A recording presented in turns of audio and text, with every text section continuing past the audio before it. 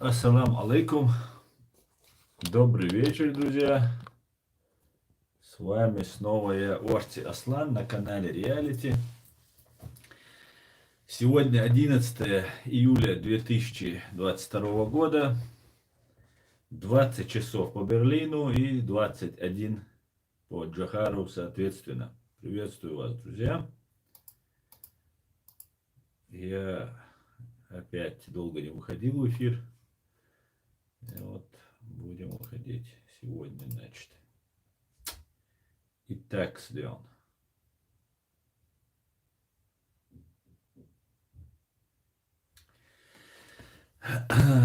Распространяйте наш стрим, раскидывайте ссылку, ставьте лайки, задавайте ваши вопросы, друзья. А перед началом, как обычно, я бы хотел бы сообщить о информации с полей сражений. Итак, на 11 июля 2022 года, 11 часов назад размещена эта информация. Как мы знаем, иногда бывает, что информация генеральным штабом у себя на странице размещается о потерях фашистов, и потом в этот же день к вечеру успевают сбить самолет или вертолет или еще что-нибудь вражеское. Итак, генеральный штаб сообщает Вооруженных сил Украины, с 24 февраля по 11 июля ориентировочно боевые потери противника составили: персонал ликвидировано 37 400 за сутки плюс 100. Вчера за сутки было ликвидировано 300 штук.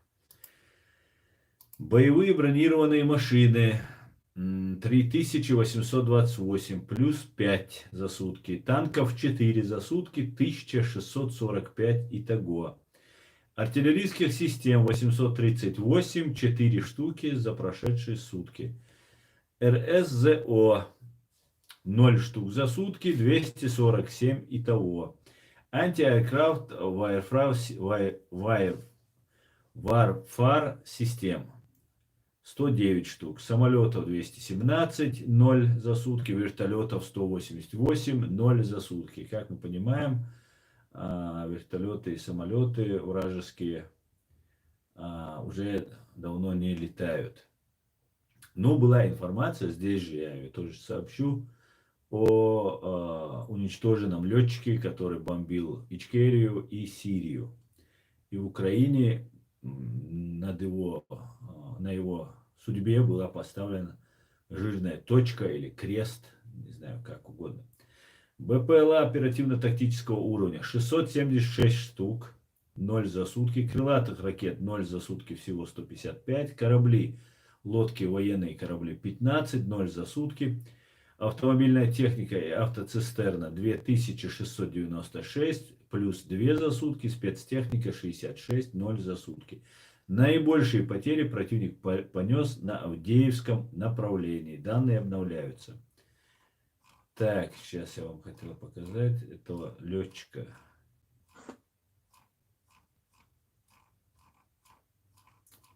Где-то он тут был. Кстати, сообщается, что в Донецкой области российский агрессор, город Времен-Яр, российские войска нанесли ракетный удар по жилым домам. Местные жители, находящиеся в это время в своих домах, говорят о 4 авиаударах. Разрушен один из домов, в котором попали ракеты, и это время мирные жители продолжали оставаться здесь в своих квартирах. Есть погибшие и раненые. Количество жертв пока невозможно определить. Мощный удар, и за считанные секунды был разрушен жилой дом. Местные жители в шоке от произошедшего. Они не понимают, за что и зачем по ним бьют российские оккупанты. Пора бы уже понять, за что бьют. И будут бить. Так, возвращаемся к вашим комментариям и к вашим приветствиям. Так, леди Довели, Асламбек, Асколи, Шавига, Машволь, всех приветствую, друзья. Алейкум салам, всем шалом, салом и так далее. Так, мы отсюда выключим чат. Так, так, так.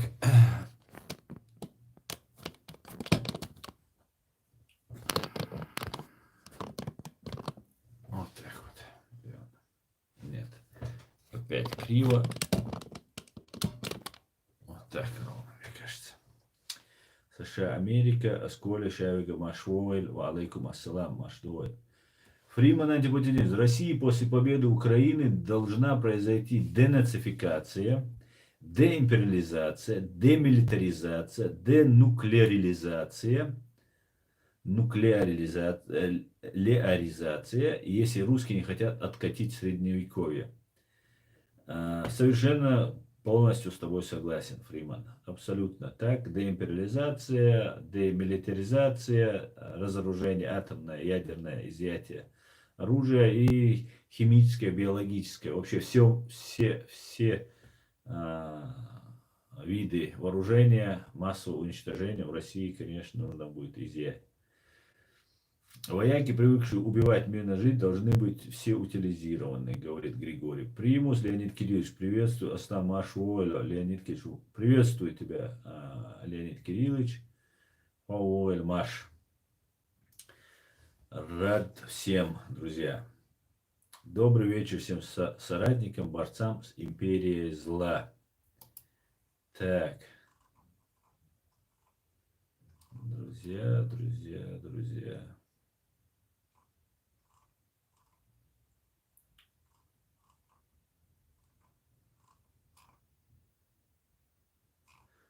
Вчера опять смотрел новости российские.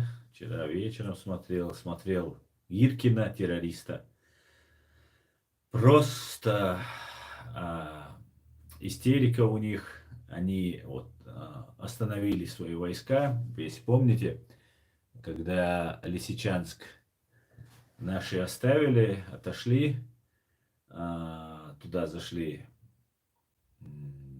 фашисты, оккупанты, и показывали нам Магомеда Даудова, который ранее не объявлялся в Украине, но вот сейчас объявился.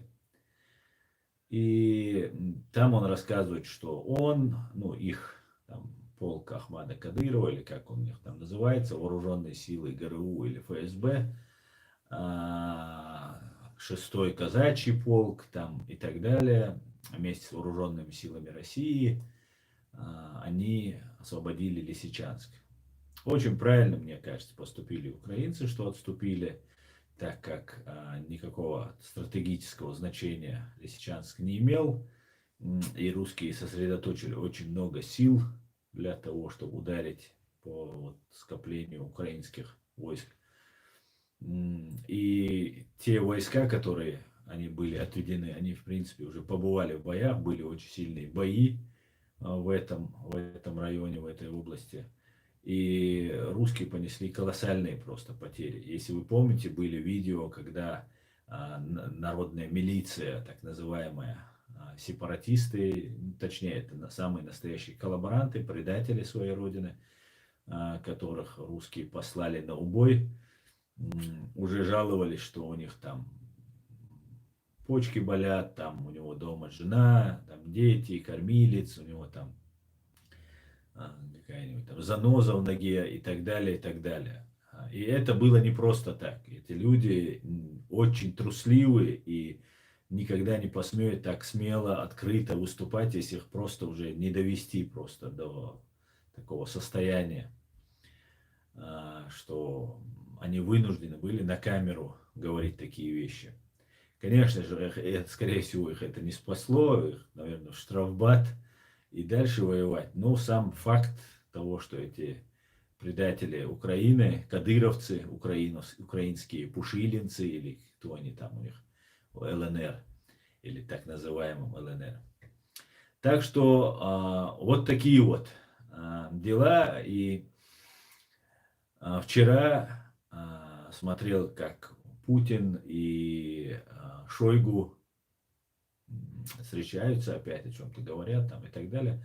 И там Шойгу рассказывает, хотя кадыровцы преподносят, как будто это они освободили, они там какие-то герои. Понятно, что Магомед Даудов смотрит канал реалити, и своих вот этих бойцов, которые там есть, которым отменить деньги и должности, и никогда вы их не увидите. Это обычные люди, которые за бабки и за должности служат фашистской России. Так вот, он их представляет там по именам, я сейчас всех не помню, такой-то там легендарный. Обычно я говорю про Басаева, легендарный Басаев, Шамиль Басаев. И теперь он начал своих бойцов называть легендарными. Конечно, легендарными они быть не могут, потому что до Басаева многим далеко, тем более предателям своей родины, своего народа. Но сам показательно, как он пытается их поднять в глазах общественности, показать, какие они супер бойцы и так далее. Я тогда подумал, когда Даудов говорит, что если пока Путин не скажет, мы дойдем до Берлина, если нас Путин не остановит, я подумал, скорее всего их остановят. Вот это, по-моему, сейчас будет точка у них. И, по всей видимости, так и случилось, так как они понесли колоссальные потери под Лисичанском и остановились. В других направлениях Путин сказал продолжать вести наступление, а вот в этом месте остановиться. И правильно, что остановились, а вообще лучше, конечно же, убраться восвояси обратно оттуда, туда, откуда все пришли.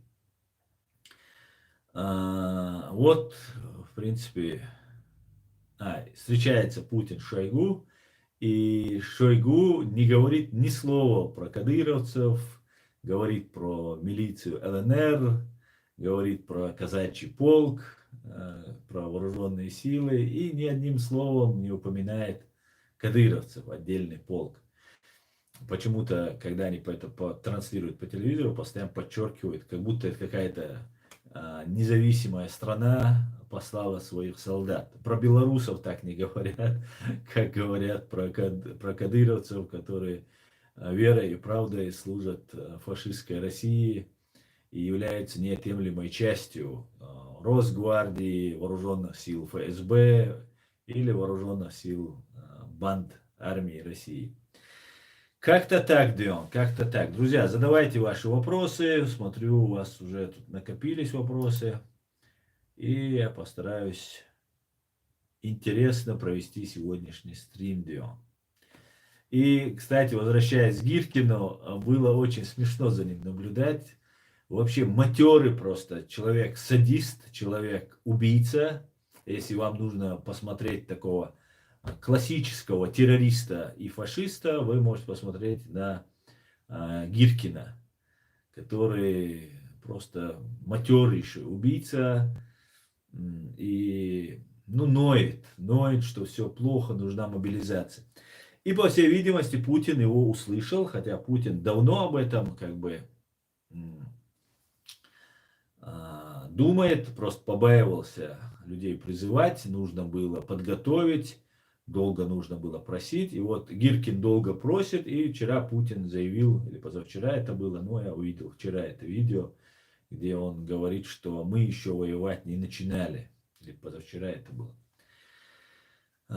Короче говоря, мобилизация, массовая мобилизация уже готовится. Для того, чтобы провести мобилизацию, нужны вооружение, снабжение, солдата нужно вооружить.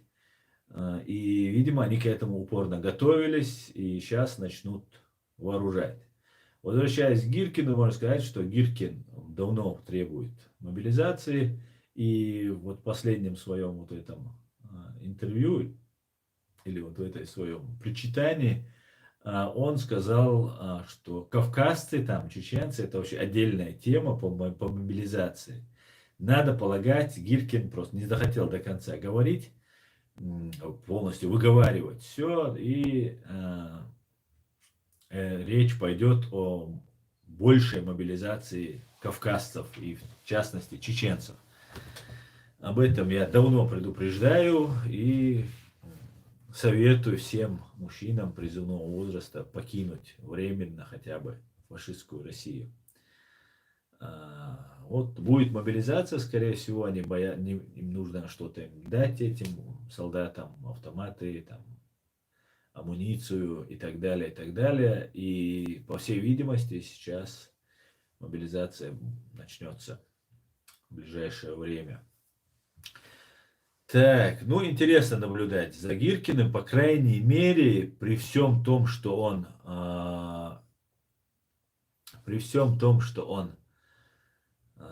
является, как я сказал, матерым фашистом, убийцам, подонком, преступником и так далее. При всем при этом, для ясности, не для нас он это делает, для ясности происходящего, потому что во лжи нельзя своих, по крайней мере, так готовить к войне.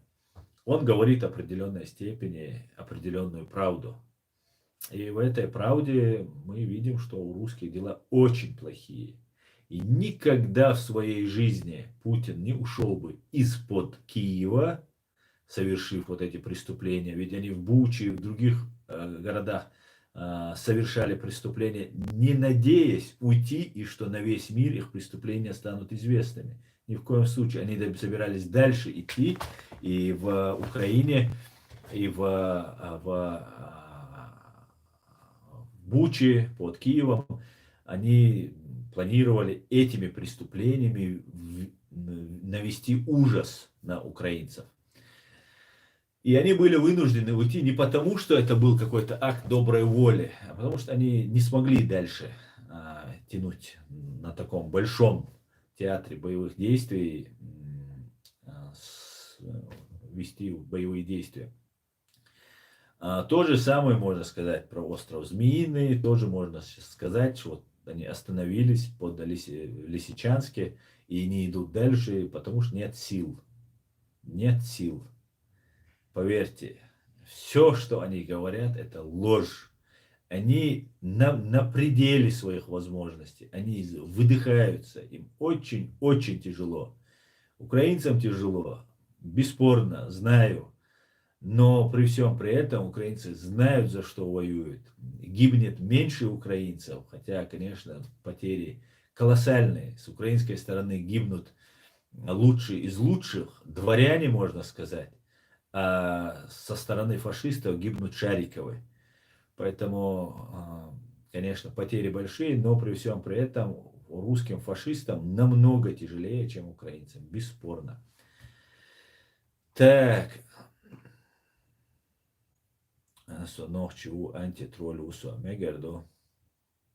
Украина и Ичкерия будут вольными. Владимир Штайнбрахер, Аслан, Кёльну Монитора. Витаю. Витаю. Моин, Вальдемар. Так, добрый вечер. Так. Сонохчу усо, антитроль усо. Леонид Кириллович. Все, Леонид, принято.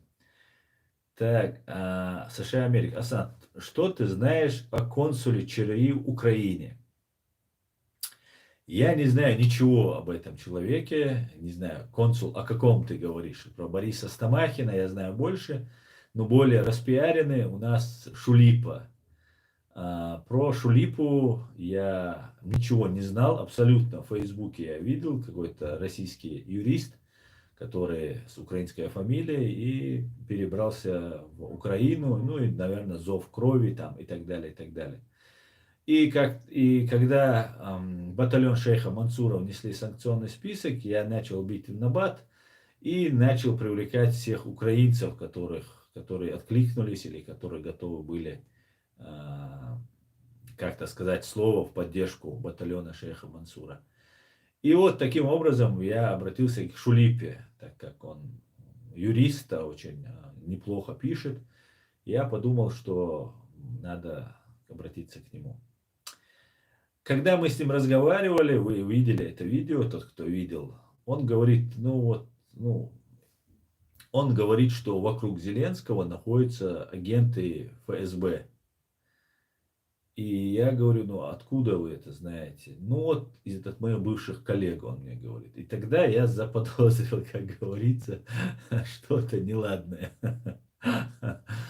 Я зашел в Facebook, ой, в Википедию, вы можете зайти, почитать об этом человеке. Человек работал в администрации, по-моему, там пишется, что он там где-то в ФСБ, пограничные войска, что ли, ФСБ, потом в администрации президента он там кем-то работал, Путина имеется в виду. И вот все, что я знаю об этом человеке, и бэкграунд, ваша биография о многом говорит о человеке. И такие люди вокруг так называемого правительства Закаева, таких людей очень много. Начиная от того человека, который предлагал мне работать на российскую военную разведку, от людей, которые там, ну, я неоднократно перечислял, и так далее, и так далее. Ну, это то, что я знаю, я озвучивал, да. Поэтому все почему-то всегда одинаково получается в этом направлении. Поэтому я выражаю недоверие этому правительству и не вижу никакого основания кому-либо верить в это. Ну, кроме там надежде, что кто-то пригреет. Так, Гиркин боится, что украинцы ударят. Гиркин боится, что украинцы ударят по Крымскому мосту, говорит Осколя. Да, и правильно делает Осколя. Я думаю, в ближайшее время мы увидим удары по Крымскому мосту. Так, антипутинизм. Фриман. Россия потерпит сокрушительное и унизительное военное поражение с серьезными последствиями внутри самой Федерации. Будем надеяться, Фриман, будем надеяться. Дейли Маршал, хотя я не антитеррор чирей. Так, Аслану и всем ассаламу алейкум, шламот, витаю. Евгений, ва алейкум салам, шалом, витаю тебя. Григорий Примус, Асан, почему топ-тикер Кадыров в последнее время не дает представления? Ни с кого, не с кого смеяться, что об этом клоуне слышно. Григорий, знаете, вот я не зря Даудова Магомеда упомянул. Мне кажется, сейчас больше, ну, может, сейчас я скажу, и потом уже не будет его так много. Но мне кажется, Кадыров выдохся, устал, и вместо него выпустили Магомеда Даудова. Магомед Даудов человек, который является фактически вторым лицом в оккупированной республике. Есть Адам Демельханов, но это продолжение Кадырова, это надежный человек Кадырова.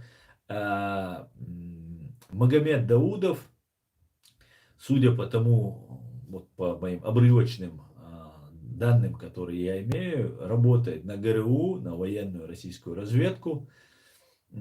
И не случайно вот ЛНР воюет ГРУ военные. В ДНР это ФСБ, да, там занимается этими делами ФСБ.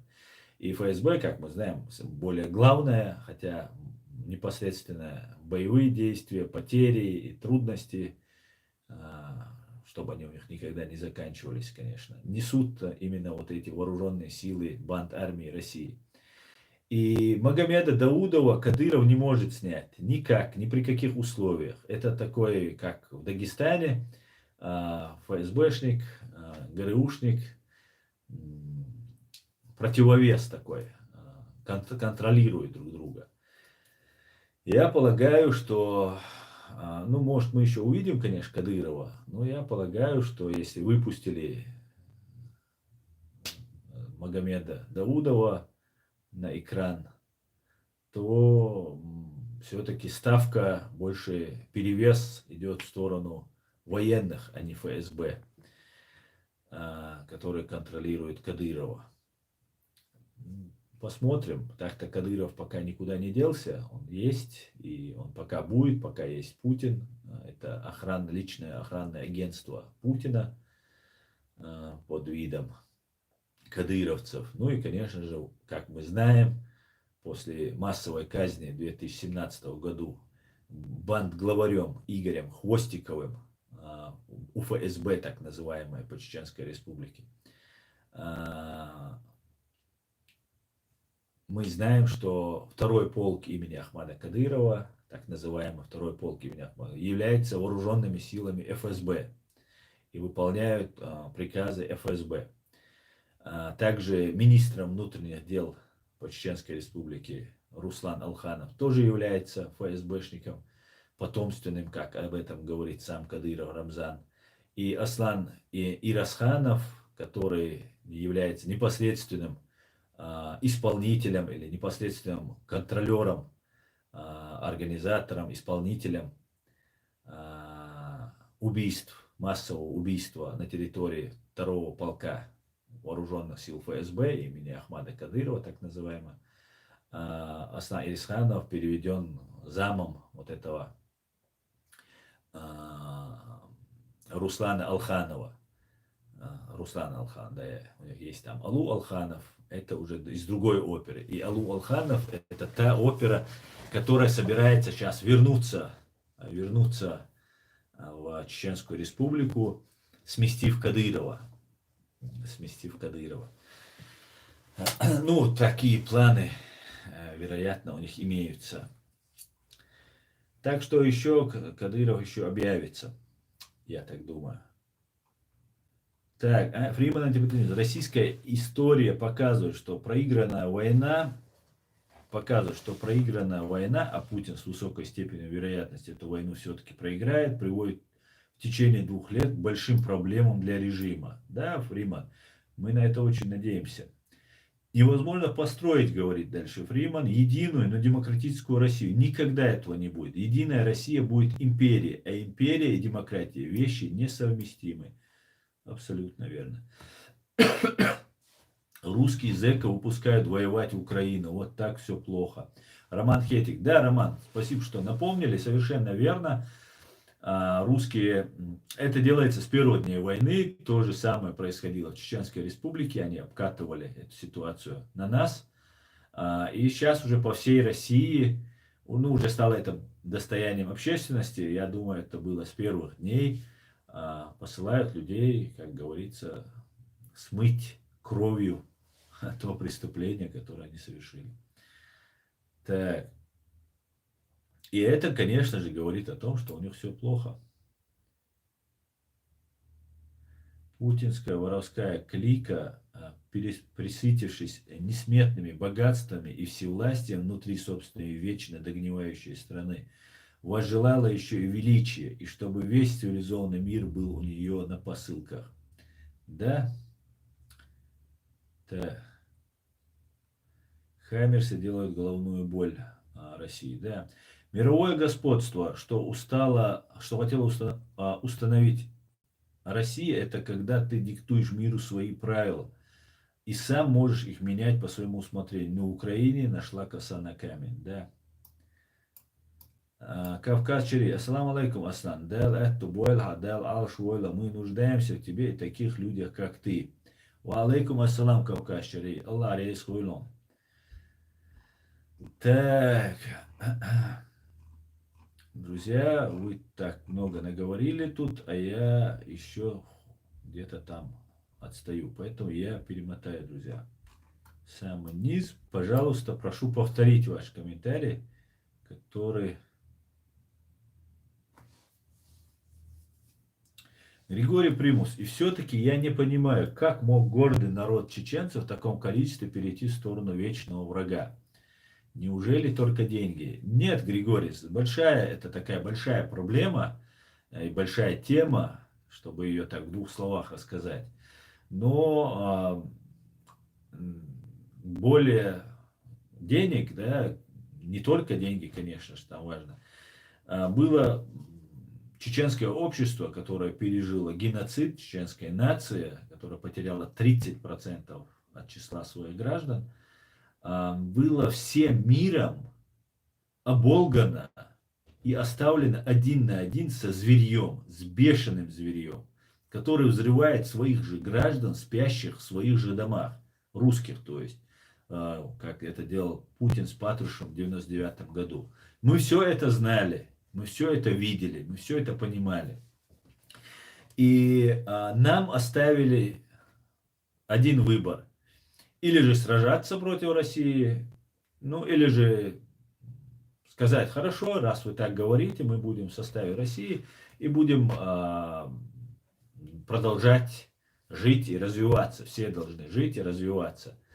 Вы не представляете, что пережил чеченский народ. Вот то, что вы задаете такой вопрос, Григорий, это говорит о том, что вы даже не представляете. Представьте на минутку Холокост. Без преувеличения. Холокост чеченцы пережили. Просто о еврейском Холокосте говорил весь мир. Потому что немцы проиграли, и нужно было кое-каким государствам сильным найти, обвинить во всех бедах. Хотя, конечно же, немцы совершали все эти преступления. Но кроме немцев совершали эти преступления и русские, и в то время тоже. Но они почему-то ушли, и против евреев в том числе, и почему-то ушли от ответственности. В отличие от немцев, которые, может быть, потому что проиграли, и нам это вот так сейчас открыто рассказывают, мы видим секретные документы немцев, нацистов. В отличие от них, русские всегда делали это более завуалированно, да, лживо. Например, геноцид чеченцев 44-го, чеченцев и ингушей, обозвали депортацией. Хотя на депортацию это абсолютно не было похоже, кроме перемещения. Перемещают и при геноциде. Это было обычное убийство. То же самое произошло вот и в Первую войну, и особенно это было во Вторую войну. Мы остались, надо признать, и мы должны это понимать, русские очень грамотно использовали свои вот эти хитрости, обман, провокации. Это они умеют, а в отличие от них чеченцы, по большей части, конечно, среди чеченцев тоже есть и лжецы, и подонки. И как говорил Джохар Дудаев, если чеченец подонок, то он козырный подонок. И у нас такие тоже имеются, чуть в меньшем процентном соотношении, конечно, чем у фашистов, я так полагаю, но тоже имеются. Так вот, эти люди переходили на сторону России, были обмануты некоторые покупались, и под разными обманными такими трюками удавалось людей втянуть. Русские втянуть в свою вот эту преступную кооперацию. И знаете, воевала чеченская армия, чеченское сопротивление с одной стороны. С другой стороны воевали вооруженные силы фашистской России, полиции там, и так далее, ФСБ, ФСИН и все остальные. А была такая организация, она до сих пор существует, как РОШ, региональный оперативный штаб, который возглавлял Патрушев. Так вот, этот РОШ был над схваткой и помогал и этим, и этим. И таким образом вводили такую сумятицу чеченское сопротивление. Ну и русское тоже. Русское оно было более выгодном положении, оно было структурировано. И таким образом, благодаря отказу всего мира от помощи, внедрению к нам религиозной составляющей для Запада, чтобы Запад имел законные основания сказать, так это же террористы, ваххабисты, зачем мы им будем помогать? Как сейчас пытались сделать это в Украине, что у них практически удалось, если бы не США и Великобритания, то западные, европейские страны, в принципе, оставили бы вас один на один, не сомневайтесь. Как они оставили сирийский народ один на один, который точно так же вначале поддерживали демократическую революцию, но когда начали топить в крови сирийский народ, и сирийский народ И война эта затянулась, вот эта гражданская, а, их оставили один на один с людоедами. И что случилось в Сирии, мы прекрасно знаем. Вот то же самое произошло с чеченским народом. Чеченский народ был всеми предан, без исключения. Нас оставили один на один. И фактически мы пришли к тому, к чему пришли. И сейчас у нас уже появилась уже такая болезненная у некоторых людей проблема, что они уже во всем винят нас самих, что вот мы сами во всем виноваты. Конечно, наша вина, наши ошибки есть, они не во всем наша вина. Ну вот, если как-то вкратце обрисовать, Григорий, то вот такая вот картина получилась. Чеченцам не оставили другое место работы, другого места работы, что запрещено международными конвенциями, если это оккупированные территории. Но вот мир посчитал, что Чечня это внутреннее дело России. Ну, с таким же успехом мир может сегодня сказать, что Украина внутреннее дело России, а завтра и Европа станет внутренним делом России, о чем предупреждал бывший советский генерал, а затем президент Чеченской республики Ичкерия, отец-основатель чеченского государства Джохар Мусаевич Дудаев. Более того, я хочу сказать, что это единственный верный путь, который выбрал Джохар Дудаев. Все остальные пути ведут в никуда, несмотря ни на что. Мы это делаем не ради Америки, не ради Европы, мы это делаем ради самих себя. Развитие, прогресс, права человека, гуманизм, человеческое достоинство могут быть защищены только вот тем путем, который выбрал Джохар Дудаев. И я считаю, что мы идем именно, нужно идти этим путем. Посмотрим. Так.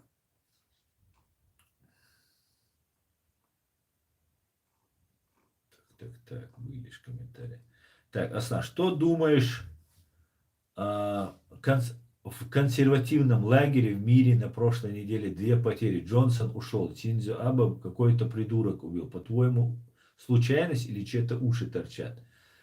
Ну, Евгений, я не знаю, конечно же, я этого не могу знать.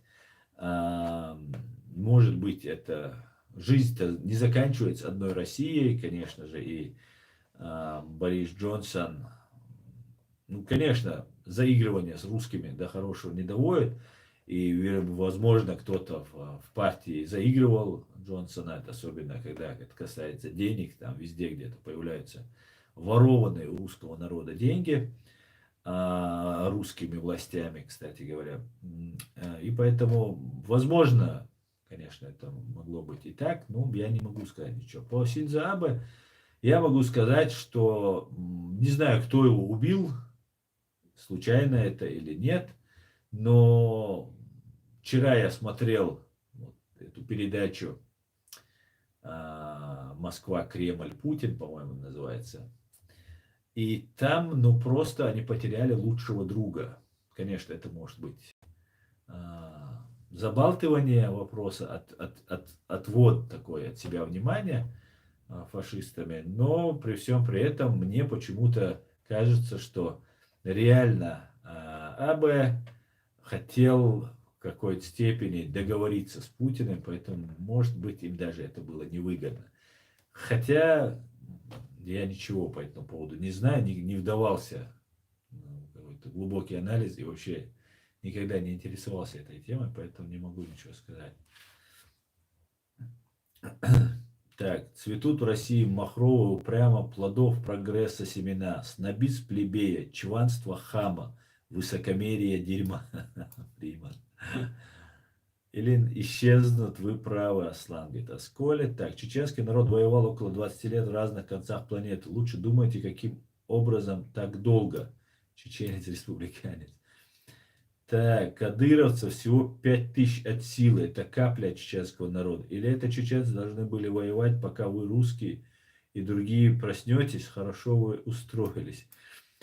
Так, ва алейкум ассалам, Аслан. Машвой, лорс. Так, друзья, я опять перемотаю.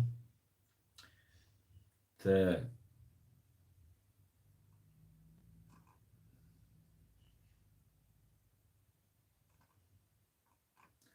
Вальдемар Штайнбрахер. Аслан, это геноцид пережили советские немцы, которые в фашистской Германии не имели никакого отношения. Абсолютно с тобой согласен, Владимир Вальдемар. Абсолютно. 2 миллиона немцев пережили такой же геноцид. Абсолютно это так. И, конечно же, я считаю, что Сталин был страшнее Гитлера. Конечно, можно мерить, кто больше убил и так далее, но мне кажется, равных Сталину, мне кажется, не столько Сталину, конечно же. Знаете, в Германии после Первой мировой войны немцы ощущали себя ущемленными, что они задеты. И реально так было. Экономика была очень на низком уровне. Пережили поражение в Первой мировой войне. И появился австриец, который очень хорошо говорил, был ветераном Первой мировой войны. И завладел умами. Он просто сказал людям, вот смотрите, вот ваши враги, это евреи, цыгане, коммунисты там, и так далее, и так далее. И народ, ну, был, в принципе, оболванен, да, в какой-то степени. То, что сейчас делает Путин, это то же самое, что тогда делал Гитлер и Геббельс. И в какой-то степени люди, даже вот сейчас в России, люди не так виноваты. Одно дело бы, если бы вот этой абсолютно лживой пропаганды не было бы по отношению к русским на русском телевидении, и русские вот это все требовали бы, тогда бы, да, безоговорочно все русские, те, кто поддерживает, были бы безоговорочно виноваты, без смягчающих обстоятельств. Поэтому у немцев в этом плане, как и у русских сегодня, было смягчающие обстоятельства. Что не скажешь о организации, об учреждении ЧК, НКВД, КГБ, которая на протяжении всей своей истории занимается именно массовыми убийствами, провокациями, разными плохими вещами, которые только возможно себе вообразить. Просто человеческая фантазия не может вообразить то, что может придумать или осуществить банда, террористическая банда ФСБ. Поэтому мне кажется, конечно же, я в этом уверен, что Сталин это просто самое худшее существо на этой земле. И тоже очень такой интересный момент, почему Сталин решил всех чеченцев и ингушей убить. Ведь многие русские цари, там, третьи, десятые, воевали против нас, совершали страшные преступления против нас, но они не хотели всех нас уничтожить. Какую-то часть даже русские хотели оставить, да, себе на службу поставить, да, использовать для себя и так далее. Но Сталин решил всех просто уничтожить под корень. Почему, интересно? Мне кажется, просто как грузин, как кавказец, он просто знал, что мы все равно не станем таким покладистым, послушным инструментом в руках империи. И на Кавказе, наверное, было тесно, может, с этим связано. Наверное, поэтому освободить Кавказ, пока есть чеченцы на Кавказе, как бы это никому, кому-то не понравилось, первую скрипку всегда играют они, даже несмотря на оккупацию. И когда была вот эта Первая война, Вторая война, я проживал в фашистской России, я наблюдал за многими а, моментами, которые происходят. Так вот, появились многие кавказские большие чиновники, когда чеченцы были заняты, и которые призывали топить нас в крови. А сейчас они куда-то делись. Что с ними стало?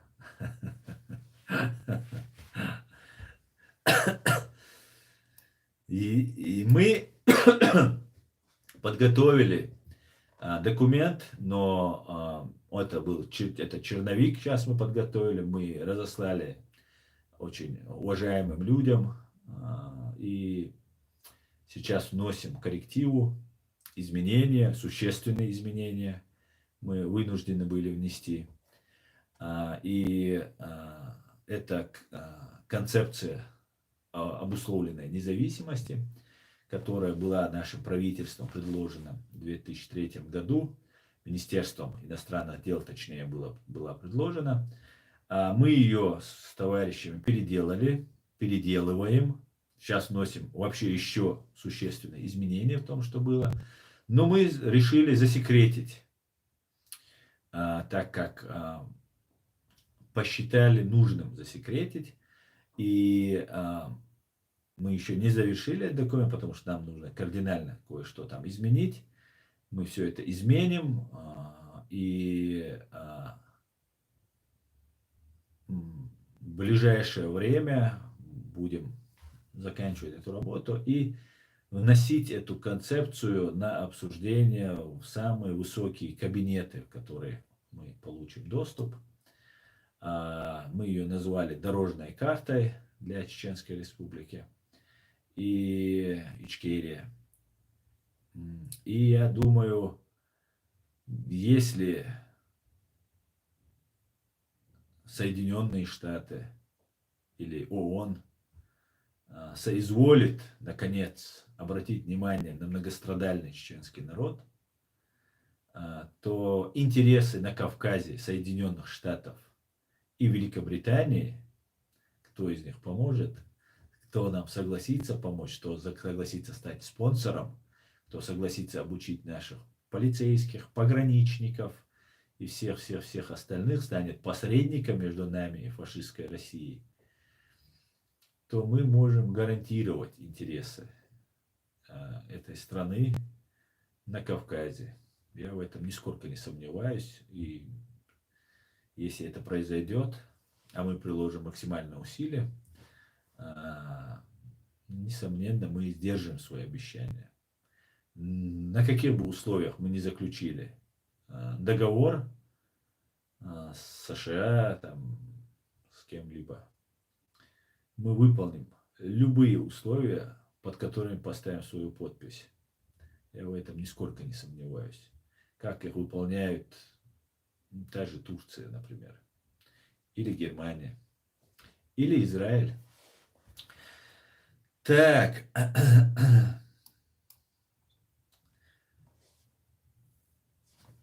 Фриман антипутинизм. Мир уже открыто обсуждает вопрос нейтрализации главного злодея современности Путина. А кто бы мог такое предположить всего года 3 назад? Фриман, это был я. Так, да, Джагар действительно был драгоценный человек. Да, леди, согласен. Англичане вовремя объявили Брексит и вышли из Евросоюза, говорит Асланбек Тутаев. Да, Асланбек, наверное, да. Не знаю, в чем был смысл выхода, но вышли и вышли.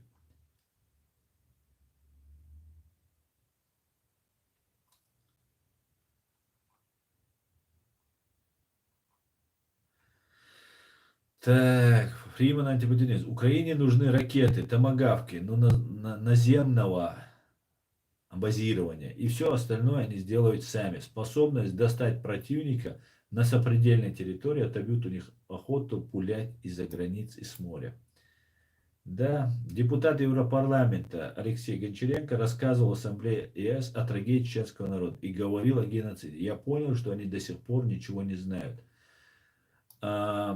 Григорий Примус, не все так однозначно. конечно, хорошо, что сказали, но не все так однозначно, конечно. Почему так еле-еле нужно вытаскивать эти слова? У русских вообще не возникает проблем признать Крым, там, признать ДНР, ЛНР, включить Крым себе, да, ДНР, НЛНР, ЛНР тоже включены фактически, да, если там действуют русские законы, если там действуют русские деньги и так далее, конечно же.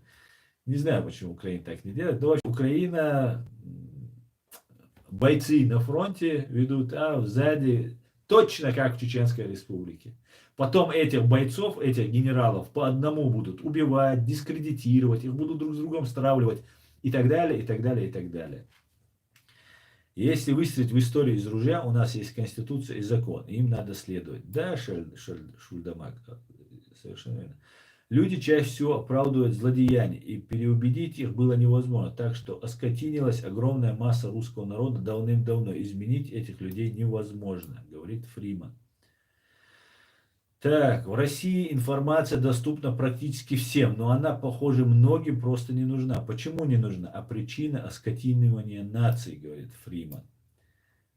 Так, Рашка это дьявольская страна, а сами рашисты слуги дьявола. Только развал этой страны на небольшие государства и полное разоружение как-то могут гарантировать от повторения подобной ситуации.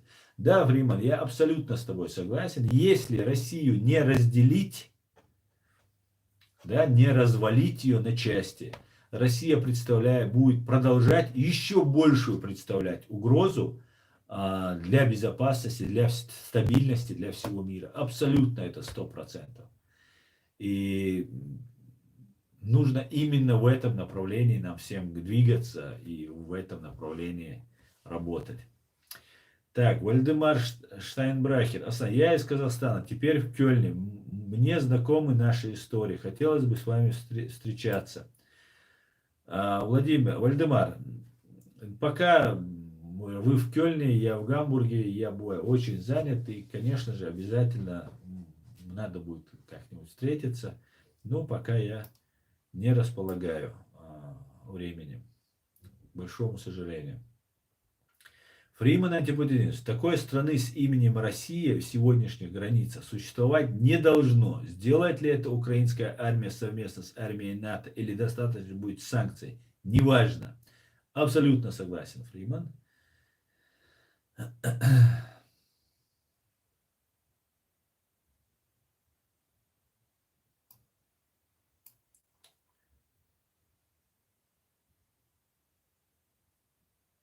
Саид, скажите, пожалуйста, как вы относитесь к Борису Стамахину? Мне кажется, он прекрасный человек.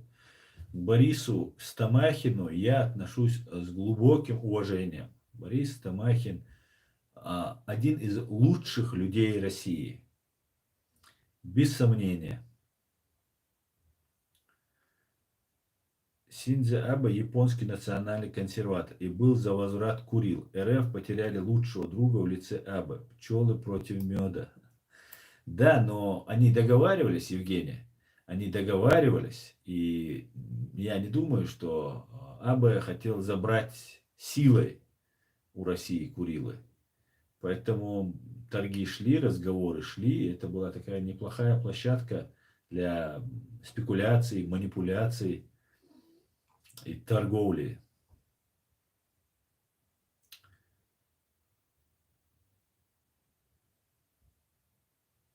Иса Медаев 23 сентября 1999 года провалился взрыв ФСБ Рязанского жилого дома. Рязанский сахар. В этот же день Путин начал вторую русскую войну в Чечне. Да, абсолютно правильно, Иса. Спасибо, что еще раз напомнил нам об этом. Это очень важно.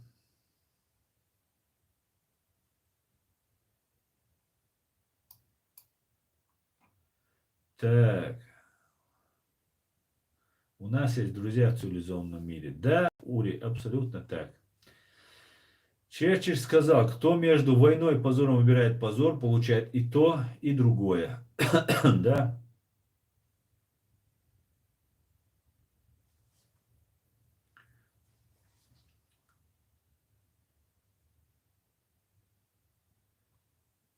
Так, процесс пошел. Сказал, что между войной и позором, так-то, вместо Джонсона идет министр иностранных дел Англии. Да, да, я читал эту новость.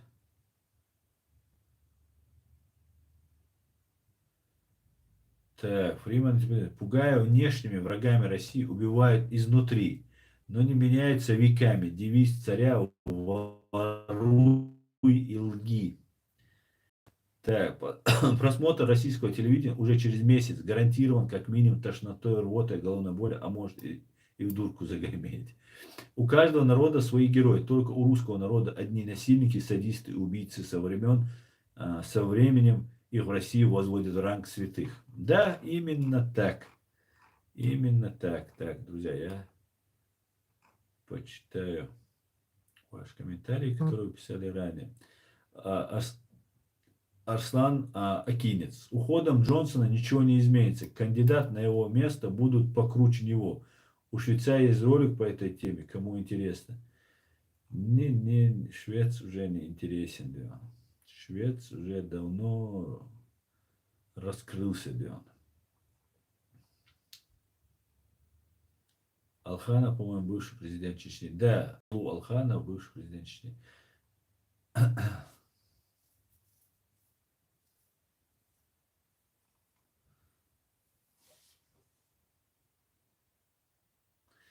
Чеченец республиканец. Асан, не говори плохого про Шулипа. Он наш человек. А то, что работал, бывает. Стамахин полностью доверяет Шулипе и считает его своим другом.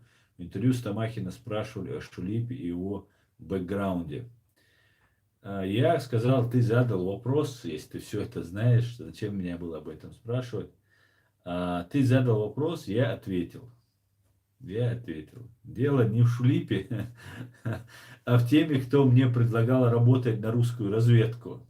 И теперь сидят, как будто этого не было. Хазнадук.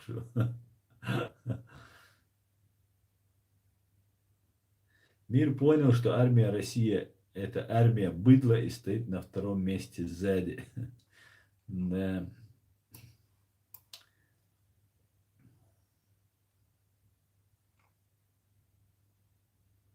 Пугаю внешними врагами. Так, просмотр, так. У каждого народа свои. Так. Не знаю, будет ли помогать США и Великобритания чеченцам, но уверен, что украинские националисты придут вам на помощь и помогут. Знаю, таких очень много. Нам не нужна война, Григорий. Нам нужно мирно решить этот вопрос. И нам нужна миротворческие силы, нам нужны. Нам нужны миротворцы. И это будет протекторат. Третью войну чеченский народ, который пережил геноцид, он не перенесет, не переживет. И знаете, если это будет война, это будет очень кровавая война на самом деле. Русские, если сбегут, там останутся разные кадыровцы, которых будут просто находить и уничтожать. И самое страшное, что не только виновных будут, но и может коснуться родственников.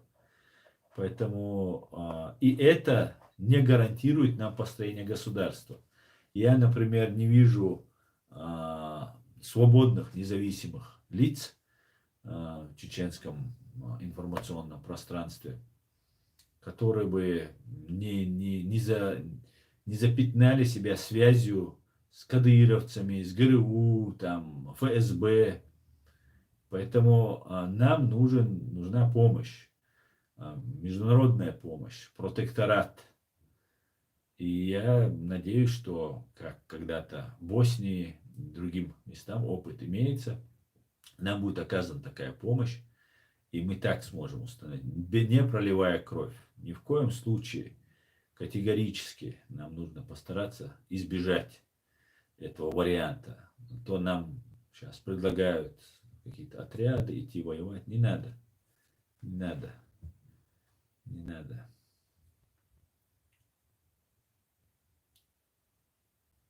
Когда пытаешься рассказать Гибняву правду, то это похоже на изгнание беса. Его всего трясет, пена изо рта. Григорий, при всем при этом, конечно же, я ни в коем случае не хочу умолить, отвергнуть ту руку помощи, которую нам протянут украинцы. Националисты это будут или любые другие люди.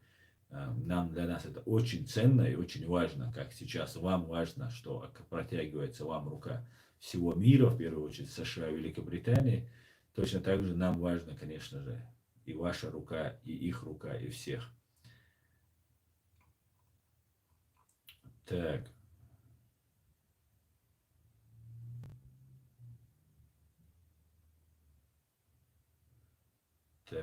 Так.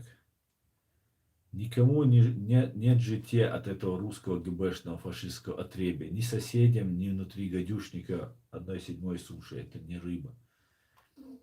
Фриман антипутинизм. Медленно, неуклонно экономика России приближается к полному коллапсу, к чему приводят непрекращающиеся дешевые понты Путина на международной арене и война в Украине. Привлечение нескольких крупных держав для восстановления провозглашенной независимости действительно не народосберегающий подход, говорит Евгений. Да, Евгений, я думаю, это единственный выход. Знаете, Евгений, сегодня чеченцы находятся даже в худшем положении, чем началу Второй войны, ну и во время этой войны. Потому что тогда у нас был легитимный президент, да, было агентуры вокруг него очень много, но агентура, она в принципе сейчас осталась, а президента уже нет. Последний наш президент Докко Умаров сложил в себя полномочия и возглавил воинственную организацию Имарат Кавказ. И в 91-м, когда Дудаев приходил к власти, в 94-м, когда мы готовились к отражению агрессии России, мы были намного сильнее. Сейчас, к большому сожалению, у нас положение намного хуже, чем перед началом Второй войны, после вот этих тяжелых событий. Так как у нас очень много инфильтровано агентуры внутри, причем это старая, до того старая агентура, что просто очень невозможно, трудно поверить, что как это возможно, что люди столько лет находились внутри нашего сопротивления и вели подрывную деятельность.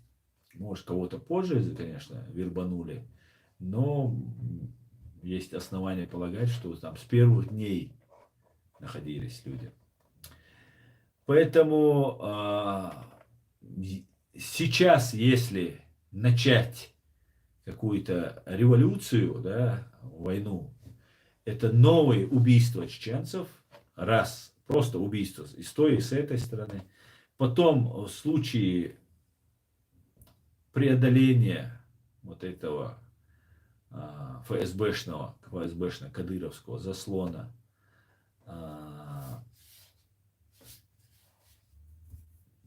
убийство невинных, прямо скажем, то есть родственников, как они это делали с нашими родственниками, как ФСБ это делает с моими родственниками, с другими родственниками, не убила моих родственников, но пытает и фактически до смерти их доводит. И убьет в любой момент, если посчитает, что это как-то может меня остановить. Потому что они понимают, что, что меня это не остановит.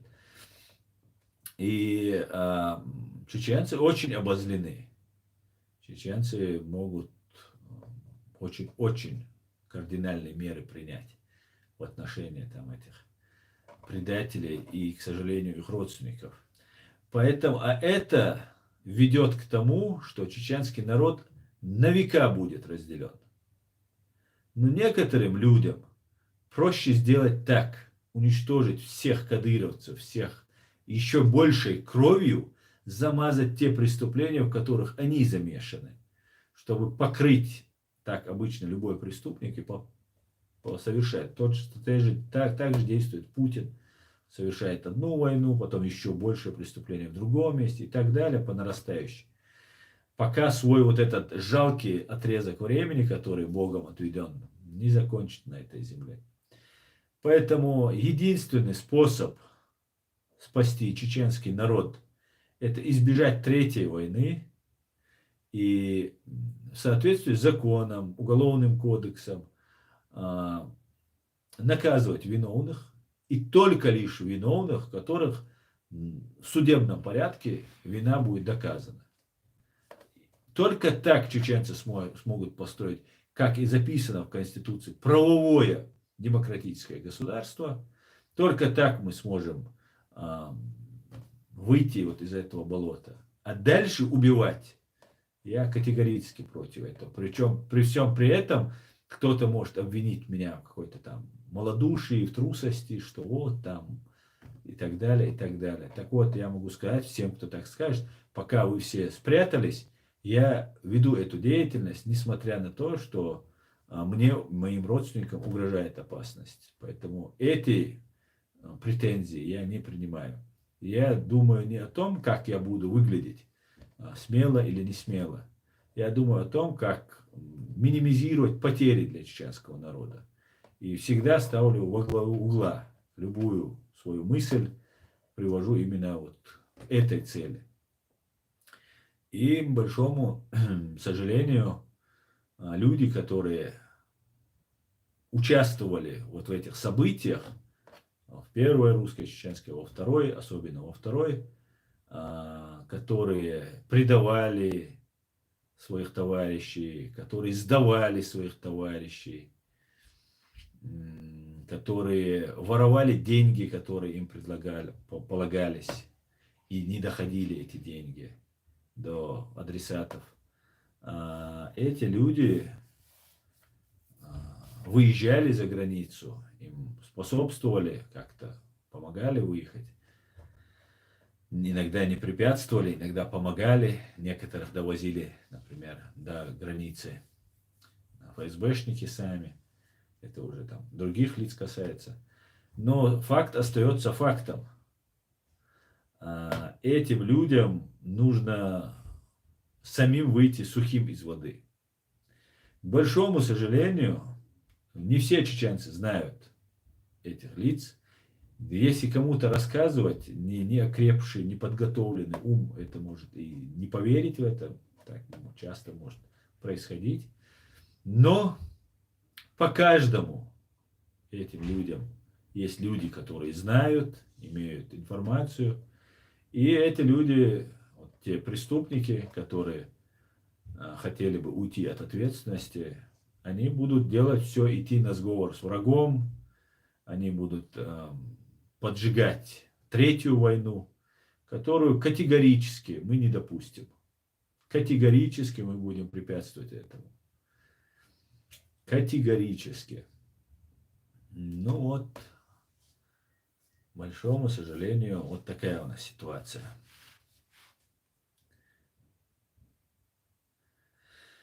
Посмотрим.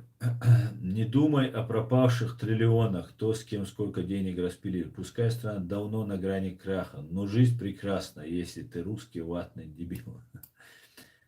Так. Ассалам алейкум. Ва алейкум ассалам, Марат. Денацификатором контрмеры медленно вводят, но то, что эти меры будут концом русских, это факт, который невозможно оспорить.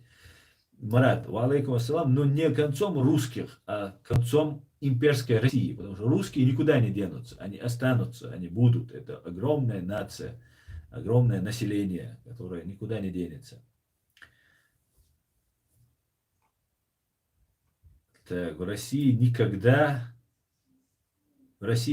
не было гражданского общества. Все это время, за все время своего существования российские сектанты исправно служили кремлевскому дьяволу. Да? Фриман антипутинизм. Меня больше напрягает даже не окурок, а сам народ. Этот коллективный окурок, превратившийся за 22 года не без помощи его бескультурное, бессовестное, аморальное и агрессивное стадо. Да.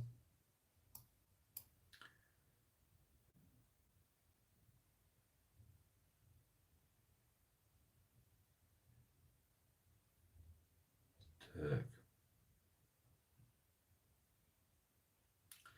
Кавказ должен стремиться войти в состав НАТО. Это единственный верный путь. Да.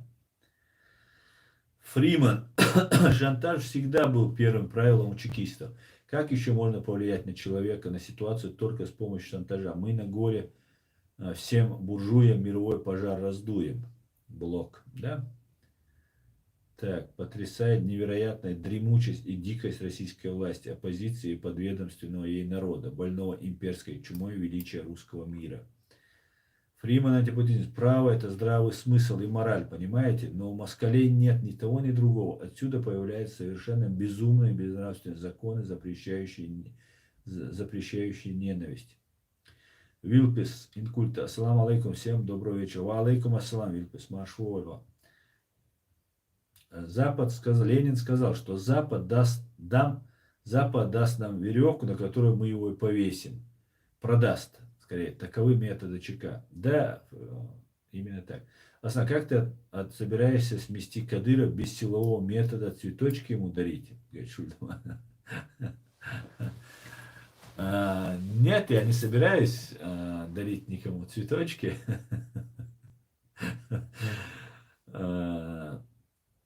Я собираюсь просить помощи, я прошу помощи у Запада. И есть такое понятие, как протекторат, да, о котором мы говорили, у нас записано, я это только что говорил, мы это должны еще переделать, так как поступили очень важные замечания, и будем переписывать, но договариваться нам все равно придется с фашистской Россией. И, конечно же, при участии третьих лиц, да, потому что с Россией один на один договариваться нет смысла. Возможно, даже с Путиным, хотя это очень-очень маловероятно, но не допускаю такой мысли, что с Путиным нам придется разговаривать. И нам нужна будет помощь Запада, ООН. И новое правительство фашистской России обязано будет соблюдать не то, что мы говорим, нас они всегда предадут, кинут, обманут и так далее, а вот тех же американцев. Они будут вынуждены соблюдать те договоренности, которые они будут с нами заключать при посредничестве Соединенных Штатов Америки или Организации Объединенных Наций. И в таком случае Кадыров и вся вот эта милиция, армия, они все будут распущены по домам. У них не будет финансирования. И если Россия, новый какой-нибудь президент, например, Илларионов, да, допустим, скажет, что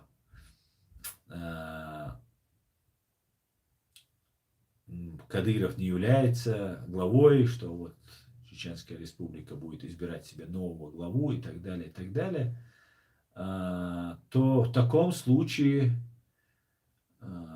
у Кадырова не будет никаких властных полномочий. Не получится так, что Россия выведет войска, Кадыров останется и будет сидеть во главе своей армии. Так не будет. И будут вводиться миротворцы, чтобы не было резни, чтобы не было бессудных, внесудебных расправ, судов линча так называемого. И таким образом мы сможем договориться. Конечно, у нас будет своя милиция, свои вооруженные силы, свои пограничники.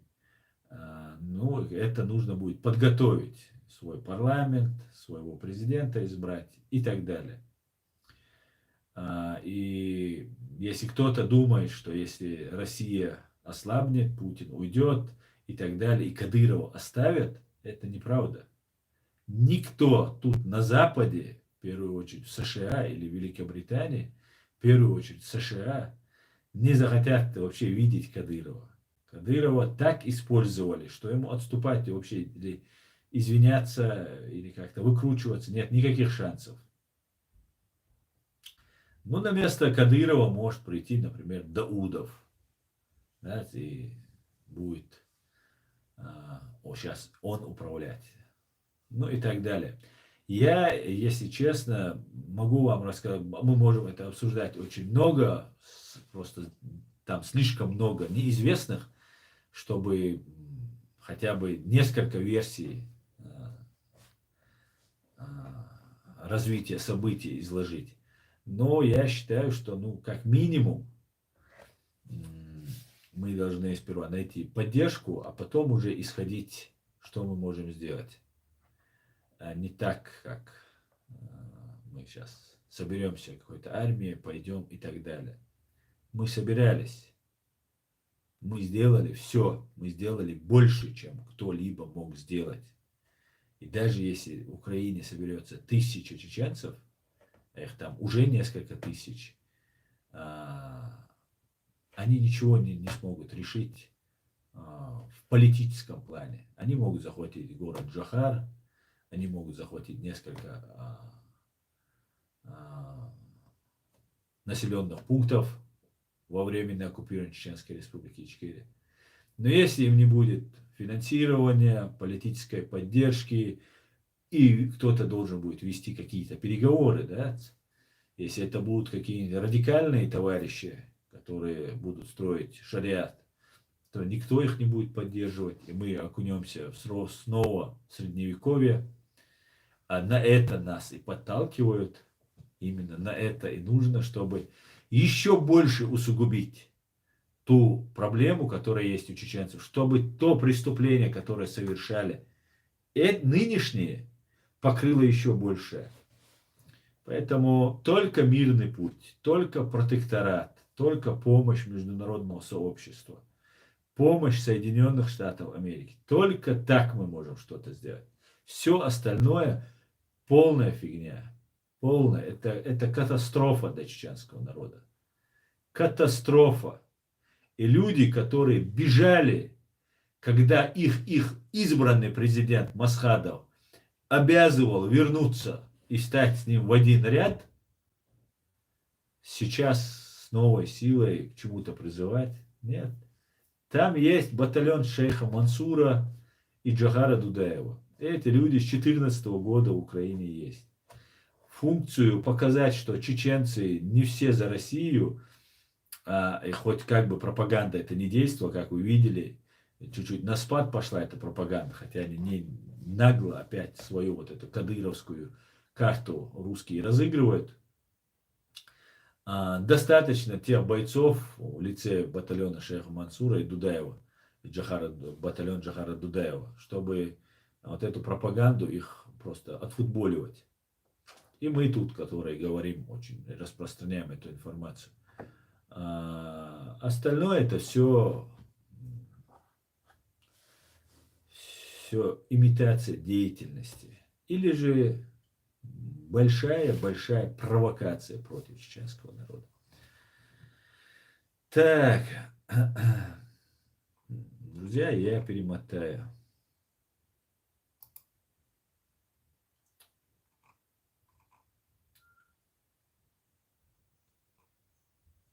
Мухаммад Магомедов. Аслан, ты всегда заглядываешь в будущее. Я стараюсь понять, к чему ведут. К чему-то нас ведут. Над нами работают. Когда я влез вот в эту систему, я абсолютно был зеленый, ничего не понимал, искренне доверял всем, искренне, честно. И они думали, я какой-то супер подготовленный агент. Но, как говорится, нет ничего опаснее недооцененного противника. Так, сползание в гражданскую войну сильно истощит изнутри. А говорить о какой-то третьей русско-чеченской войне может либо глупец, либо тайно желающий в конец извести народ. Спасибо, Жень, за понимание. Ты очень точно понимаешь, что я хочу сказать и что я имею в виду. Потому что чеченский, и ты, наверное, не до конца, наверное, настолько понимаешь, сколько я, насколько истощен чеченский народ. Это не то слово. Просто чеченцы замкнулись и не доверяют никому, ни российской власти, ни Кадырову в лице российской власти, ни Ичкерии, ни ваххабистам, никому они не доверяют, никому. Ижанский народ в таком состоянии находится. И вот в этом состоянии, после страшного геноцида, агентура среди ваххабистов, среди ичкерийцев, среди кадыровцев, среди третьих, еще там, вот эти лица продолжают мутить свою какую-то игры свои, какие-то там обманы, ложи, все у них там кто-то на крючке, там какие-то бабки делят, Россия им что-то подкидывает и так далее, и так далее, и так далее. И в этой ситуации нам начинать какую-то войну, это конец чеченского народа. Это уничтожение полное чеченского народа. Мы еле-еле выкарабкались. Я уверен, что мы выкарабкались. И после Сирии, где мы понесли тоже колоссальные потери. Для нас это колоссальные. Несколько, может быть, тысяч чеченцев там погибло. Молодых чеченцев. И для нас это будет просто катастрофа. Чеченский народ просто может перестать существовать. Если мы еще раз это допустим. Мы этого не допустим. Чеченцы больше не пойдут ни на какую войну. Все, кто хочет воевать, берите оружие, идите и в окопе, и оттуда призывайте и сражайтесь. А так все это провокация чистой воды. Нам война не нужна, говорит Асланбек. Да, Асланбек, нам она не нужна. Я хотел сказать, круто мы, чеченцы, попали. Вольф, мы не попали, ну, в таком понимании. Это наша история, к большому сожалению, с ошибками, большими ошибками, с преступными даже, я бы сказал, ошибками, которые допускались. Но такова судьба малого народа, который захотел жить самостоятельно. Это очень тяжело. Вы думаете, почему большие страны тратят миллионы, миллиарды, триллионы на безопасность, на спецслужбы, на вооружение и так далее? Безопасность стоит дорого.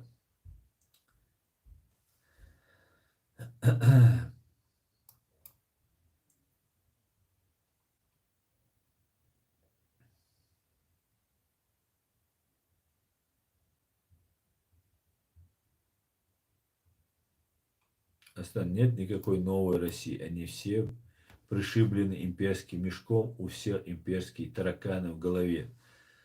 Вот в этом и проблема, Шульдамак. Знаете, как я вижу развитие события? Я об этом еще несколько лет назад пришел к этому заключению. Из нас хотят сделать Палестину. Палестину, что мы будем на религиозной почве постоянно кого-то убивать, кого-то там доставать. Благо, история у нас есть бойцов, которые сопротивлялись. Правда, они сопротивлялись против русских оккупантов на своей территории. Локбар они говорили, или что угодно другое они говорили. Они это говорили на законных основаниях, борясь за свою свободу. И как сказал Шамиль Басаев, свобода первична. А если мы начнем нападать на каких-нибудь курдов, на каких-нибудь там россиян, которые, да, когда мы уже живем отдельно, нас никто не трогает, в таком случае мы ни к чему не придем. Мы будем вечно инструментом, как палестинцы, в руках Ирана, России и так далее. Мы можем оказаться инструментом в чужих руках, в других руках. Там. И сейчас Яшин, фактически вот этот русский так называемый оппозиционер, агент Гибни, без сомнения, на мой взгляд, говорит, что Кадыров строит там какой-то халифат и так далее. Все это время они выделялись деньги, строились мечети, там сколько, 1400 или 4000, 1 400 000 этих мечетей на каждого жителя, по 2 они там их настроили, я не знаю. Они этого не замечали. А сейчас резко они, вот халифат строят. Фактически он рассказал, о чем я много лет подозревал, что нас к этому ведут. Но это не Кадыров строит. Да? Яшин, как агент ФСБ, не может сказать, что его родное учреждение строит этот халифат. Кадыров ничего не может построить. Кадыров, нет такой задачи, такого образования, понимания, что надо что-то такое строить. Ему дают конкретную задачу, он ее выполняет. Он блогер, тиктокер, он рассказывает что-то. Ну, с хорошей должностью и позицией. Все это строит фашистская Россия, ФСБ это строит. Да, и Яшин должен именно это сказать. Так вот, они хотят, я так вижу, построить. И отсюда, со стороны Ичкерии, так называемой Ичкерии, и других лиц, они объединятся, скажут, давайте договоримся. Мы, как Эйлам Нах это называется, ученые ислама, все чеченцы, кадыровцы, мудыровцы, там, третьи, другие, они должны все договориться и сказать, мы один народ, что нам делить, мы все мусульмане, давайте договоримся и будем жить в мире и процветать. Ну, Кадырова, может быть, нужно будет грохнуть, непосредственного исполнителя, ну, самого одиозного, там останется там кто-то, Даудов, допустим, останется. И будет такое покаяние, давайте примиримся, давайте помиримся, давайте там, но в составе России. И даже какие-то, может, полномочия нам больше дадут. Даже, наверное, разрешат первое лицо называть президентом, хотя он будет таким же главой и абсолютно не свободен в своих принятиях, в своих решениях. Ну вот, ему разрешат в какой-то степени называться президентом и как-то избираться там и так далее. Как в России проводятся выборы, мы знаем. И так далее, и так далее. Появятся такие люди, как я, которые больше всех надо, и будут говорить, ну а что это такое, мы в составе России, мы же ничего тогда не выиграли, получается. От чего мы убегали? Мы, если бы остались в составе России, то зачем было 300 тысяч жертв, зачем было колоссальные потери чеченского народа и так далее, если мы остаемся в составе России. Даже, может быть, это будет как-то полувидимо. Таких людей будут убивать. Мне вот уже фактически угрожают. Мне тут в комментариях прозакаевские пишут, что мы, конечно, вернемся, но тебе места в Чечне не будет. Бедолаги. Они думают, они решают чью-то судьбу. Глубоко ошибаются. Поэтому что произойдет? Как это будет развиваться? Мы, опять же, можем только гадать со множеством неизвестных. Это задача. Но, по крайней мере, я это вижу так, что вот ГРУ, военные, которые имеют реальную власть в Чечне, будут подвигать кадыровцев, ФСБшников. Это тоже все условно, потому что они из-за этих, и там и Рош, в который входит и военные, и ФСБ, и руководит этим всем ФСБ сверху. И вот такая вот каша уходит из той картины, складывающейся. И нам нужно свободным чеченцам, которые понимают, что истинная свобода может быть только без России, нам нужно двигаться в этом направлении. Нам, могут они рассказывать, что вот мы 5 лет поживем в составе России, потом нам Россия обещала, вот смотрите, нам полномочия дают, нам разрешают депутата выбирать, нам президента разрешили выбрать и так далее. Ну просто у нас деньги, рубли будут ходить. Ну это же Дудаев говорил тоже, сейчас ведь тоже вырезают. Дудаев строил шариатские суды. Во время войны Джохар Дудаев, для того, чтобы военных как-то контролировать, он говорит про шариатские суды. Ничего плохого я в этом не вижу. Но нам рассказывают, как будто он строил шариатское государство.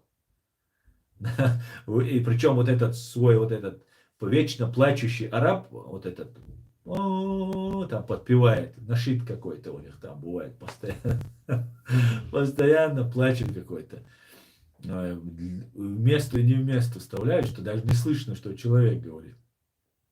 И вот такая вот ситуация будет нам навязываться. Ну, ведь Джагар говорил, Басаев говорил, останемся в рублевой зоне. Помните Басаев там, в Беслане, когда была вот эта диверсия, а, что мы останемся в рублевой зоне, не будем воевать ни с кем 10 лет там, или гарантируем, что 10 лет или сколько-то лет там, еще больше мы гарантируем, да, и так далее, и так далее. И вот сейчас мы сформируем там, и нам будут дуть в уши. А те люди, которые поймут то, что я сейчас говорю, до которого дойдет, те будут ликвидироваться, или им будет объявляться мех наалт, проклятие. Евреи поймут, у евреев тоже есть такая процедура, проклятие на народа за то, что вы сказали правду. Вас будут убивать и проклинать. Но это они так думают. А ситуация будет развиваться по-другому. У чеченского народа колоссальный потенциал. Мы в это верим. Мы не дадим обмануть. Я лично не дам обманывать в силу своих возможностей чеченский народ. Несмотря ни на что, буду говорить правду, разоблачать любую ложь, любое поползновение в сторону оккупантов, продажи интересов чеченского народа, предательства интересов чеченского народа. Буду в силу своих возможностей доносить. Я думаю, таких чеченцев, понимающих, будет все больше и больше. Как бы они нам не пытались запрещать, как бы они, фашистская Россия, не препятствовала слову истины, есть вот даже то, что это мой канал, который я, как вы видите, выхожу в эфир не всегда, там не поддерживаю, везде у меня нет группы товарищей, которые во всех социальных сетях распространяют каждые мои стримы, там пишет за меня комментарии, поддержки там разных моих идей и так далее. Все практически самому приходится делать. Как это я делаю, вы тоже это видите постоянно, раз в неделю выхожу в эфир или там иногда чаще, иногда реже. И при всем при этом тысячи людей смотрят, тысячи, убираются комментарии, убираются просмотры, убираются подписчики, запрещают, как я уже говорил, на территории фашистской России наши каналы. Дискредитация идет страшная, как меня самого, потому что когда человека дискредитируют, его слушать невозможно. Я сам по себе знаю. Если мне кто-то говорят, что на кого-то это ФСБшник, мне нужно какой-то особый случай, чтобы сесть и посмотреть и послушать его. Потому что все, уже в душе сидит, что это ФСБшник. Хотя я понимаю, что это всего лишь там вброс может быть. То же самое в отношении меня продолжается. Но несмотря на это, люди мне верят. Очень много людей мне верят. Потому что я говорю то, что нужно людям непосредственно. Не говорю никаких радикальных там вещей, там, ярым антиваххабизмом я не страдаю, ярым какими-то другими формами я тоже не страдаю, потому что я уже вышел из этого возраста и имею достаточно знаний и представляю, куда нам нужно идти и что нам делать. И люди очень серьезные люди, очень серьезно доверяют, слушают, иногда с улыбкой на мои ошибки, скажем мягко. Но при всем при этом все будет Ичкерия, да, Алмула. И все вот эти поползновения, которые очень сейчас активизировались, они ровным счетом не приведут, да, Алмула, к тому результату, которого они пытаются добиться. Друзья, я, наверное, наш стрим закончу. Жижи Галнаш, ассаламу алейкум, аслам. Все будет Ичкерия, не переживай. Все в руках Всевышнего Создателя. В исламе нет бороды, Астан. Не ведись на ложные хадисы. Ва алейкум ассалам. Я не ведусь ни на какие хадисы. Тем более ложные. Бороду меня никто не заставит ни сбрить, ни отпустить, если я этого сам не захочу. Никакие вот эти годами поливания меня грязью и так далее не заставляли меня. И сейчас вообще некорректно обсуждать мою бороду никому. Есть кадыровцы, есть религиозные фанатики, есть закаец. А за кого ты призываешь? Вроде больше нет реальных сил. Арслан Акинец. Я призываю за чеченский народ. Есть кадыровцы, есть регион фанатики, есть закаевцы. Не знаю, что ты подразумеваешь под закаевцами. Кадыровцы, есть деньги, реальная там у них власть, сила, оружие. Есть тех, кого ты называешь религиозные фанатики, тоже определенные, идейно преданные, хотя их уже не осталось, фактически это тоже уже не такая сила. Закаевцы тоже это не та сила, которую можно обсуждать. Просто несколько человек там изображают бурную деятельность. И только лишь всего. Большому сожалению, я приложил усилия по раскрутке, и они попытались меня запачкать и сделать меня агентом российских спецслужб. Я отказался, и вот теперь я об этом публично заявил и буду дальше заявлять. За это время я слышал несколько версий. Недавно мне мой друг сказал, что они просто считают ненужным, типа, обращать внимание на то, что ты говоришь. Тогда я сказал, неужели это власть тогда тех десятков тысяч воинов, которые ушли в землю, их окружение вербует меня, я об этом говорю, а у них не хватает морали, духа обсудить это и выяснить? Или же все-таки, может, дело в том, что все-таки это было не просто так. Поэтому нету никаких закаевцев, об этом можете забыть. Нету никаких религиозных фанатиков. Это российские спецслужбы, ну, религиозные отдельные личности имеются, особенно если накручивать. Есть такая же накрученная кадыровская, более сильная, более вооруженная часть. И есть 95% чеченского народа, который дезориентирован, обманут и никуда не пытается лезть. И надеется, что вот по остаточному признаку, ну кто, кроме как вот это, то, что нам сейчас предлагают, есть. И я из этого же исходил. Нет, это не то, что нам нужно чеченскому народу. Я со всей ответственностью это заявляю. И у меня есть на это основание. И я это неоднократно говорил. Неоднократно. Прямо четко, с именами, с явками, с паролями, с датами, с числами, как положено, рассказал. Есть чеченский народ. И чеченскому народу, если они хотят, знаете, у нас было религиозное течение Кунта-Хаджи, Киши-Хаджи и других разных наших ученых. Это не святые люди, хотя они приравниваются к святым. Святой, ну что имеется в виду? Не какие-то там люди, летающие по облакам. Нет, это обычные, как мы, люди, образованные, очень в религиозном, духовно чистые люди, которые создали определенные учения для спасения чеченского народа. В тяжелое время русско-кавказских войнах, после особенно тяжелых поражений. Приблизительно, конечно, мне далеко до них, но приблизительно то же самое учение Кунта-Хаджи. Я говорю то же самое о мирном выходе из сложившейся ситуации. Вот то же самое говорил Кунта-Хаджи. Так вот, Кунта-Хаджи был убит русскими террористами. Его ученики и последователи были убиты, сосланы и так далее, и так далее. И группу лиц, которые были продолжателями, так называемыми мюридами Кунта-Хаджи, возглавили рядовые члены этого сообщества, этого ордена религиозного. Они были искренни в своих побуждениях, а вот руководство над ними разными манипуляциями, убийствами и так далее, вот это учение Кунта-Хаджи или Киши-Хаджи поставили русские оккупанты империи себе на службу. Так было не только в отношении чеченцев, так было в отношении всех. Где империя? Империя ведь не только на Кавказе была, а на Кавказе нас огромное количество народов.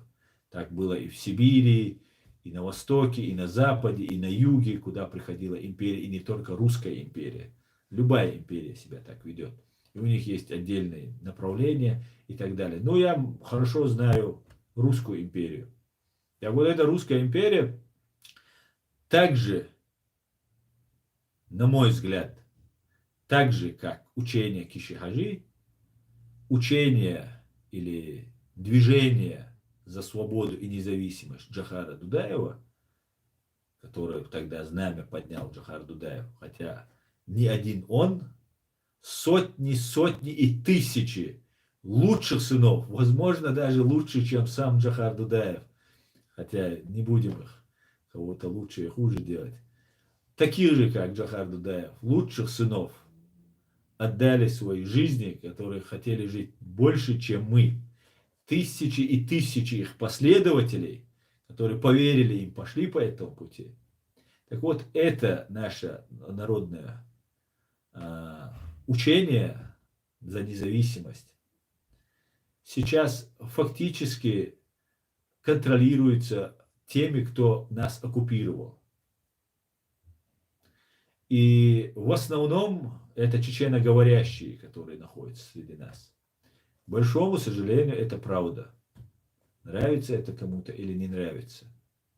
И если сейчас это не сказать, некоторые не говорят, говорят, не надо выносить ссор из избы, подождем и так далее. Может быть, они правы. Может быть, я не прав, что это говорю. Но если меня сейчас не станет, а это может произойти как с любым человеком в любой момент, я боюсь, что то открытие, которое я сделал, оно еще имеет и подкрепление определенное.